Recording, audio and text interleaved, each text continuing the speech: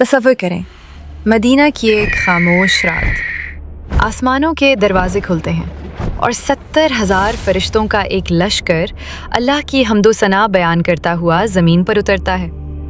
ये फरिश्ते अपने साथ सिर्फ एक आयत लाए थे और जिस लम्हे उस आयत ने ज़मीन को छुआ, शयातीन तकलीफ से चीख उठे। बादशाहों के ताज उनके सरों से गिर गए और रोए। ज़मीन पर मौजूद हर बुत औंधे मुंह गिर पड़ा। लेकिन उस एक आयत में ऐसा क्या छुपा है कि अल्लाह का सबसे बड़ा दुश्मन खुद इब्लीस भी कांपने लगा? किस चीज़ ने उसे मजबूर किया कि वो अपने ही मुंह से अपनी तबाही का राज एक इंसान को बता दे?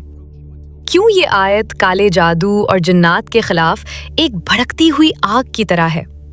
और इसके अंदर छुपा हुआ इस्मे आज़म यानी अल्लाह का सबसे बड़ा नाम क्या है, जिसके वास्ते से अगर आप मौत के मुंह से भी अल्लाह को पुकारें तो तकदीर बदल सकती है। लेकिन यहाँ एक सवाल है, हम हर रोज आयतुल कुर्सी पढ़ते हैं। अगर ये वाकई इतनी ताकतवर है तो हमारी जिंदगी क्यों नहीं बदली? इसका जवाब आपको इस वीडियो में मिलेगा, एक ऐसा जवाब जो आपने पहले कभी नहीं सुना होगा।